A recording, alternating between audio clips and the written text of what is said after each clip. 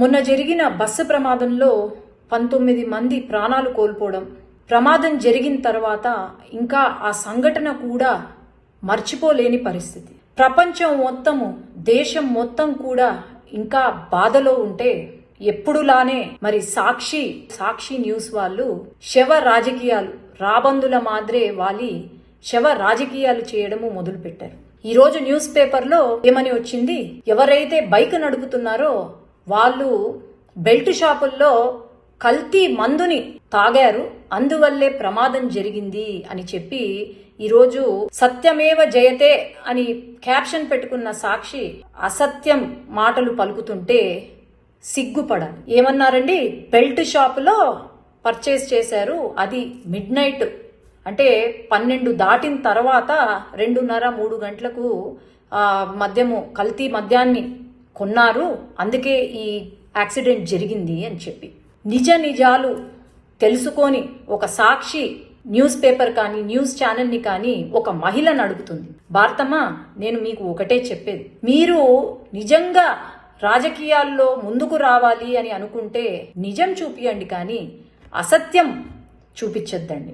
ఈ అసత్య ప్రచారాలు చూపించే మీకు 11 సీట్లు వచ్చాయి. ఇలానే కంటిన్యూ అవుతే మీకు ఆ ఒక్క సీటు కూడా రాదు అని నేను చెప్తున్నాను.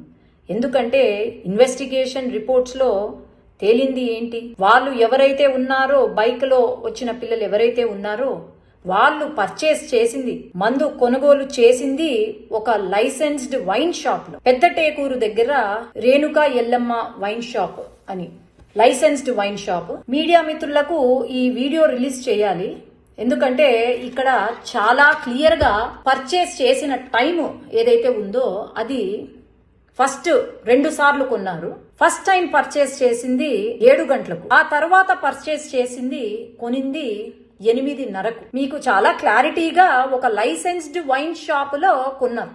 మరి ఎందుకండి ఎవరిని నమ్మించడానికని చెప్పి ఇంకా బాధలో కూడా ఇంకా మర్చిపోలేకుండా ఉండక ముందే మీరు శవ రాజకీయాలు చేసుకుంటూ తప్పుడు సమాచారాలు ఇచ్చుకుంటూ ఉంటే నిజంగా జగన్ గారు కానీ జగన్ కుటుంబం కానీ ప్రతి ఒక్కరూ సిగ్గుపడాలి. ఈరోజు మీరు ఇలాంటి రాజకీయాలు చేస్తున్నారంటే మరి మీరు ఎంత దిగజారిపోయారు అని నేను అడుగుతున్నాను మిమ్మల్ని. ఇలా మీరు తప్పుదోవ పట్టించేలాగా విలువలు లేని రాజకీయాలు చేస్తే మాత్రము ఎవ్వరూ కూడా ఊరుకోరు అని నేను తెలియజేస్తున్నాను.